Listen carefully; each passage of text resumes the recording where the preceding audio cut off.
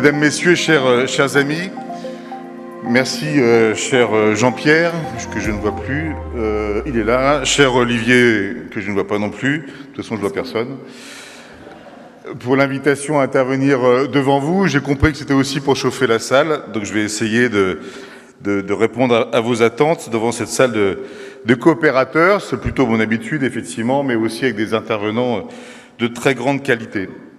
La FCA et le Crédit Coopératif sont des partenaires loyaux et fidèles qui ont construit bien des choses ensemble, et j'ai le plaisir de compter sur la présence de la FCA, en la présence d'Olivier d'ailleurs, dans notre conseil d'administration maintenant depuis quelques années. Car le Crédit Coopératif ne serait pas, entre autres, la banque coopérative des coopératives s'il n'était pas administré par des sociétaires provenant d'un large éventail de secteurs d'activité. Et le Crédit Coopératif ne serait pas non plus ce qu'il est sans vous, puisque nombre d'entre vous dans cette salle êtes nos clients et nos sociétaires. Ainsi, vous participez à un projet de banque différente, attaché à la pédagogie comme à la transparence de l'argent, à l'utilité sociale comme à la responsabilité territoriale, à l'innovation comme à la citoyenneté économique, à la solidarité comme à la démocratie. Alors bien sûr, ce ne sont pas des principes dont nous sommes les seuls propriétaires, ni les seuls exemples, mais nous nous attachons à les mettre en valeur dans l'intégralité de notre modèle d'affaires, avec toutes nos parties prenantes et désormais grâce à notre nouveau projet stratégique 100% engagé. Il y a une vidéo qui tournait tout à l'heure. C'est ainsi que depuis plus de 130 ans, nous avons progressivement accompagné la construction et le développement du mouvement coopératif français. Cela donne beaucoup de responsabilités à son égard. Cela nous qualifie un peu pour parler en son nom, voire pour l'incarner. C'est d'ailleurs la raison pour laquelle je vais aujourd'hui élargir le propos et parler au nom de l'organisation commune des coopératives, à savoir COP.fr, qui fédère tout le monde, toutes les coopératives françaises, en m'appuyant sur votre beau mot d'ordre. J'aurais bien aimé y penser moi-même, faire la différence avec nos différences. Dans quelques semaines, je serai à Manchester, non pas pour un match de foot, parce que ce sera terminé de toute façon, mais pour l'Assemblée générale de l'Alliance coopérative internationale, au cœur du berceau des coopératives donc, puisque c'est juste à côté, à Rochdale exactement, que fut créée la première coopérative en 1844. Une coopérative de consommateurs, majoritairement de tisserands, constituée afin de se nourrir et de s'approvisionner dignement, en s'appuyant sur des pratiques anciennes. Les équitables pionniers de Rochdale, puisque c'est ainsi qu'ils se sont dénommés, les équitables pionniers de Rochdale ont activé un puissant levier d'action économique, la coopération.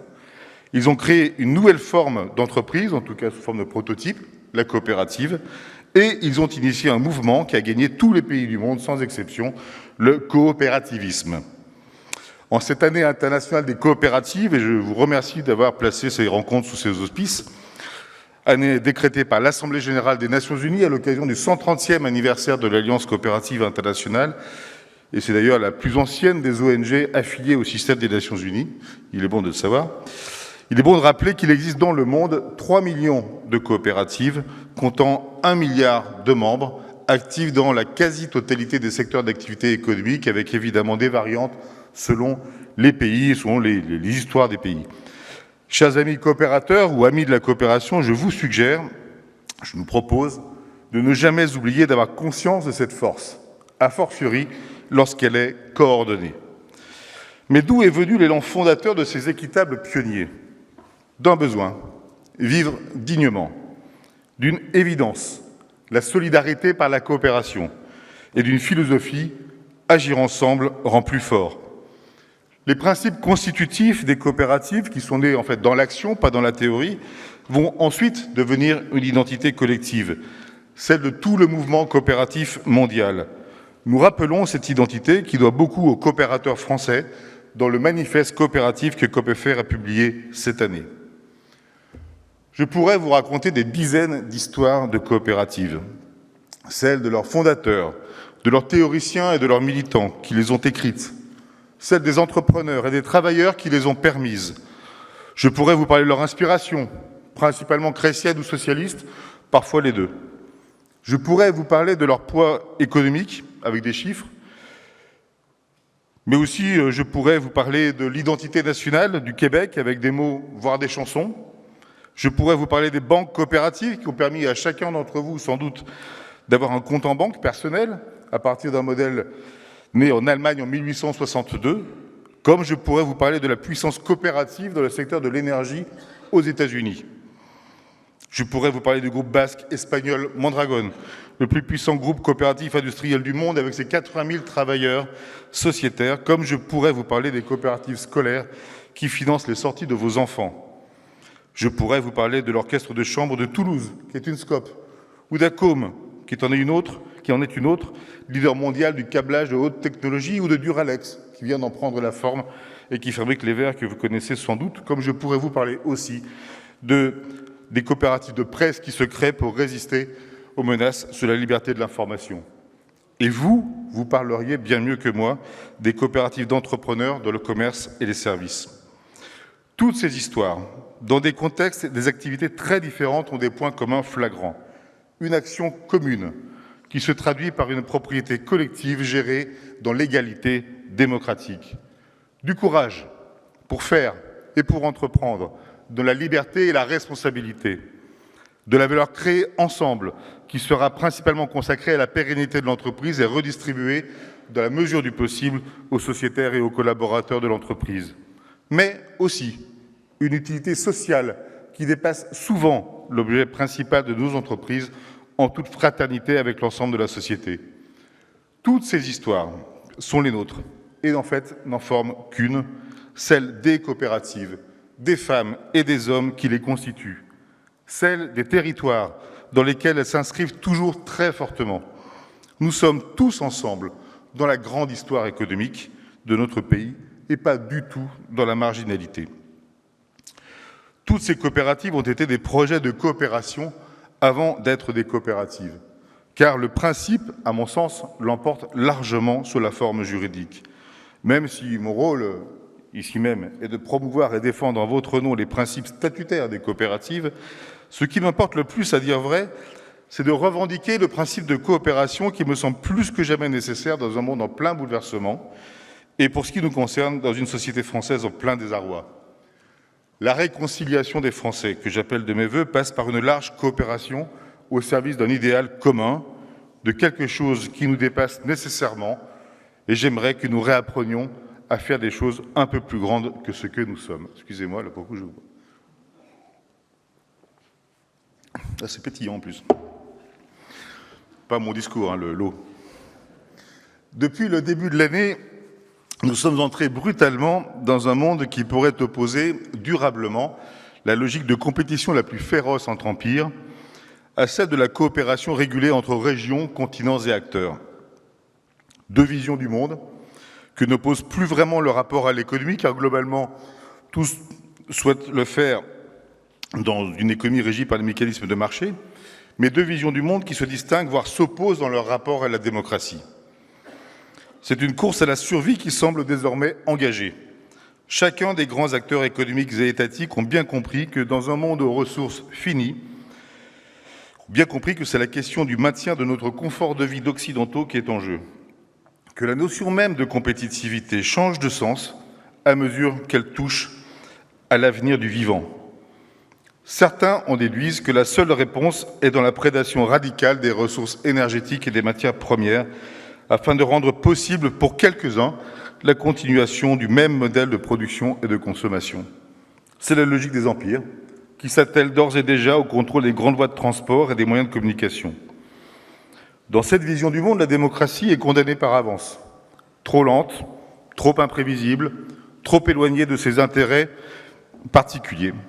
Voilà ce qui semble nous menacer. Je veux croire que nous y échapperons, car le pire n'est jamais sûr, car l'histoire n'est jamais écrite et car l'humanité est résiliente, comme elle l'a toujours démontré. Mais reconnaissons ensemble que nos repères et nos certitudes sont bouleversés. Au cours de ces 30 dernières années, nous avons cru, avec sans doute des nuances entre nous, en fonction de nos opinions de citoyens, à une mondialisation heureuse, aux dividendes de la paix, à une régulation harmonieuse des relations commerciales. Nous avons progressivement admis qu'il fallait progresser aussi rationnellement que raisonnablement vers un horizon plus écologique. Et je suppose tout autant que nous avons considéré comme assez évidente la convergence entre la démocratie et l'économie de marché. Mais la réalité du monde ne ressemble assurément pas à la fin de l'histoire telle que la proclamait Francis Fukuyama au début des années 90 lors de la chute du bloc soviétique. En fait, il me semble que le monde que nous semblons découvrir s'est construit dans l'ombre pendant ces 3 décennies. L'histoire n'est pas figée. Tout est toujours possible. Il y a des revirements, des accidents, du tragique et parfois, mais trop rarement, une paix fragile qui permet une prospérité relativement partagée. Nous, Européens, avons largement payé ce prix de l'histoire. Nous devons encore aujourd'hui travailler à ce nouvel imaginaire économique et social qui ne cède rien sur la question démocratique ni sur les finalités humaines. Bien entendu, je pense que cet imaginaire de progrès doit reposer sur la coopération plutôt que sur une compétition exacerbée ou pire, sur une confrontation généralisée. Et bien entendu, cela doit reposer sur nos coopératives qui, en plus d'être des actrices économiques, sont des artisanes de la paix. Je ne l'affirme pas au nom d'un corporatisme étroit, qui serait même, à vrai dire, dérisoire dans les circonstances internationales, mais au nom de ce qui a porté notre histoire commune. Nous sommes toutes et tous les héritiers de celles et ceux qui, en nous précédant, ont tracé une voie économique qui recherche la performance, sans tout sacrifier au profit individuel, qui n'ont pas attendu des politiques publiques pour satisfaire des besoins économiques et sociaux, qui ont voulu réconcilier ce qui ne l'était pas spontanément, et qui ont su faire preuve d'esprit de responsabilité collective au service d'une vision pacifiée de la société. Cet esprit de responsabilité coopérative est au cœur de ce que nous avons à dire et à faire, et je rassure Olivier, ce sera ma conclusion. Le sens de la responsabilité coopérative peut être pour nous une ligne de conduite entre les partisans d'un laisser-faire total qui conduit nécessairement à la confrontation, d'une part, et les partisans d'une économie toujours plus réglementée, voire administrée, d'autre part. Je précise que dans mon esprit, cette classification un peu caricaturale ne traduit en rien un clivage politique, ni même d'ailleurs une échelle de graduation dans le libéralisme. Je pense que telle n'est pas la question dans le nouveau contexte que je décrivais tout à l'heure. Je pense que les entreprises en général doivent peser dans le débat public, mais que la condition pour qu'elles se fassent entendre de tous est de ne pas tout résumer à leur intérêt direct. À ce titre, je crois que les coopératives doivent s'exprimer, non pas seulement au nom de leurs activités économiques, même si elles doivent le faire, mais aussi au nom de leur modèle pour ce qui nous concerne et au nom de la relation qu'elles ont avec l'ensemble de la société. Cette responsabilité coopérative consiste non seulement à entreprendre, mais aussi à réconcilier des intérêts parfois divergents. Elle nous amène à mesurer concrètement combien le progrès humain s'incarne toujours et en continu dans un agencement fragile de liberté et de contraintes. Pour garantir cet équilibre, nous croyons que l'État n'en est pas nécessairement le seul garant et que des entreprises comme les nôtres peuvent y contribuer largement. À tout le moins, nous croyons et nous espérons qu'elles puissent être entendues et considérées comme telles. J'en veux pour preuve que la réussite de nos entreprises vient assurément de l'alignement d'intérêts le plus naturel et le plus cohérent, à mon sens, qui existe dans notre vie économique. C'est d'ailleurs la force de nos statuts auxquels il faut tenir comme à la prunelle de nos yeux. Cet alignement d'intérêts nous permet d'avancer sans avoir à rendre compte à des parties prenantes extérieures à notre objet social, y compris d'ailleurs à l'État. Cela nous rend libres dans la seule obligation de nous-mêmes, concentrés sur le temps long, sur nos territoires et sur les personnes qui les habitent. Toute fragilisation de cet alignement d'intérêts rejaillirait négativement sur notre modèle coopératif. C'est pourquoi nous ne pouvons pas tomber dans le piège du débat étriqué entre compétitivité et durabilité. Par nature, nous sommes des entreprises compétitives et durables. Nous le démontrons par nos performances, comme par notre contribution, par exemple, à l'emploi local. C'est notre sens de la responsabilité. Nos choix sont assurés par l'intérêt collectif qui, chez nous, se détermine démocratiquement. C'est aussi la raison pour laquelle nous ne devons pas cesser de défendre l'état de droit contre ceux qui le considèrent comme un frein à leurs ambitions, de quelque nature qu'elles soient. L'esprit de responsabilité que nous revendiquons dans nos activités et auprès de nos parties prenantes aura d'autant plus d'écho et de force en étant toujours plus solidaire du destin de notre nation. La responsabilité coopérative est donc notre horizon collectif dans le débat public, pour un juste équilibre entre responsabilité et solidarité, pour une économie performante, intégrée dans les contraintes sociales et écologiques, pour une démocratie forte face aux défis du monde et qui s'incarne dans toutes les cellules de la société, y compris les entreprises. Parce que, chers amis, être coopératif, c'est vouloir agir avec les autres, en fonction d'un intérêt commun, et agencer démocratiquement nos éventuels besoins contradictoires en matière de liberté et de protection. Et parce que c'est bien, je crois, et vous avez raison de le souligner, que c'est avec ces différences que nous ferons la différence. Je vous remercie. Merci beaucoup. Merci Jérôme Favier.